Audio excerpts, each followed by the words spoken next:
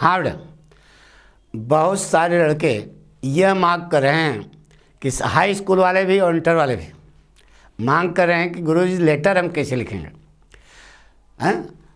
तो आपको एक ख़ास चीज़ बताने जा रहे हैं बेटा। ये आज जो लेटर हम आपको बताने जा रहे हैं यह हाई स्कूल और इंटर दोनों परीक्षाओं के, दोनों बोर्ड परीक्षाओं के लिए मोस्ट इम्पोर्टेंट बेटा। 100% आएगा। पेपर जब आवे तो मिला लेना पक्का। हाई स्कूल और इंटर दोनों के लिए कॉमन है पक्का। हाई बात सुनो, हमारी बात सुनो ना। यानी कि ऐसा लेटर आज हम आपको बताने जा रहे हैं जो हाई स्कूल में भी आएगा और इंटर में भी आएगा, पक्का है। तो इसके लिए आपके बताएं बेटा कि जो चीज़ हम यहाँ बताने जा रहे हैं उसको बखूबी ध्यानपूर्वक देखना बेटा, ठीक है। माइंड मेकअप कर, इसे सांप जब ना बेटा उसको मार दो, अगर पूरे जान से न मार पाओ तो वह अपनी आँख में बिल्कुल छाप लेता है आपकी तस्वीर।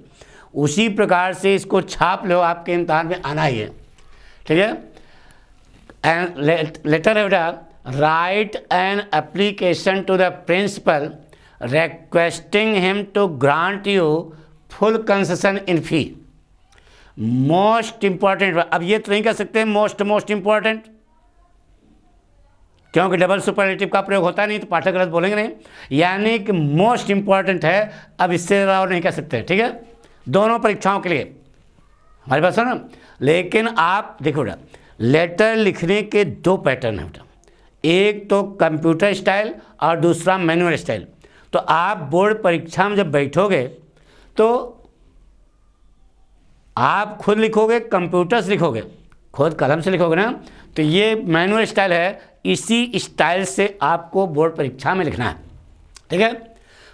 किस पर चिट्ठी लिखनी है, एप्लीकेशन लिखना है प्रिंसिपल साहब के पास कि हमारी पूरी फीस जो है क्या की जाए, माफ़ की जाए।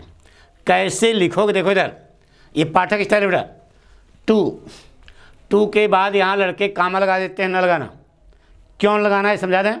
कहते हो ना he said to the principal, तो टू के बाद कामा लगाते हो क्या, नहीं ना। इसका मतलब यह है कि यहाँ कामा नहीं लगेगा।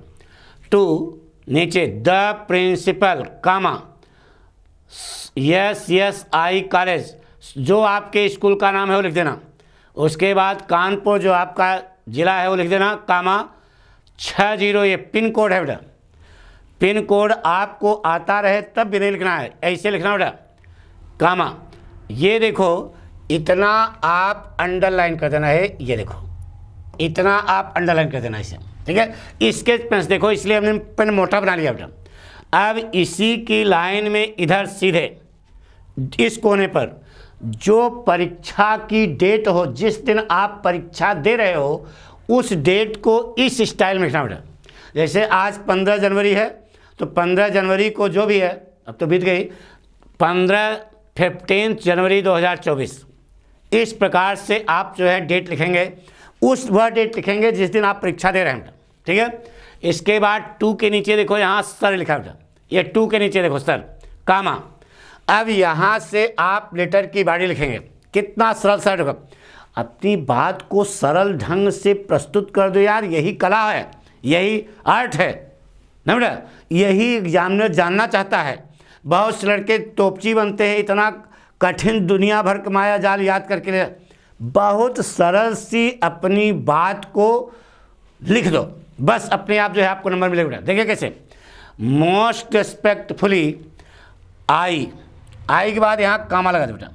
Most respectfully I being a scholar of class 12th D in your kind control, देखो तो I comma being a scholar of class 12th D in your kind control, comma, would beg to say,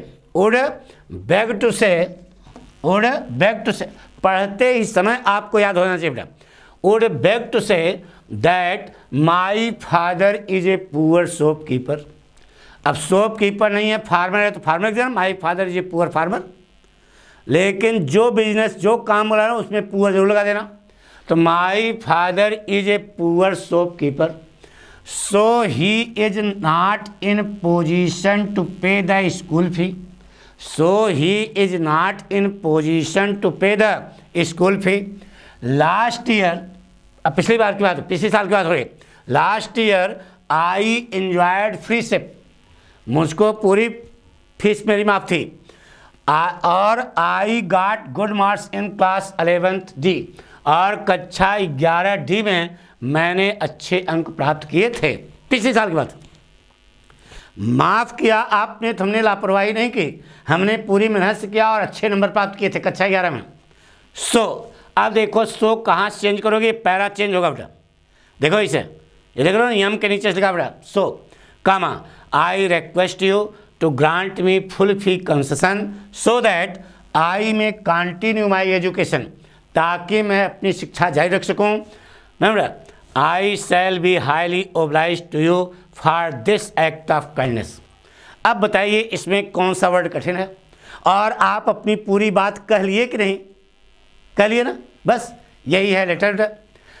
यानी कि अपनी पूरी बात को कह जाओ, यही लेटर होता है बेटा। आपने नहीं बेटा, अब देखिए जहाँ पर टू लिखा है, सर लिखा है, उसी के नीचे यहाँ थैंक्स लिखना काम लगा दिया।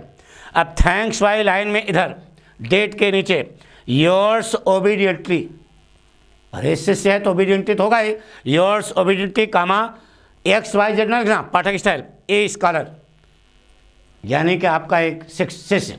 तो इस प्रकार से जब आप अपनी कॉपी पर प्रस्तुत करोगे तो एग्जामिनर ऐसे खड़ी लाइन खींचेगा बेटा, और 10 में 10 नंबर देगा, पक्का है बेटा, 100% आपको मिलेगा बेटा। थैंक यू बेटा। इस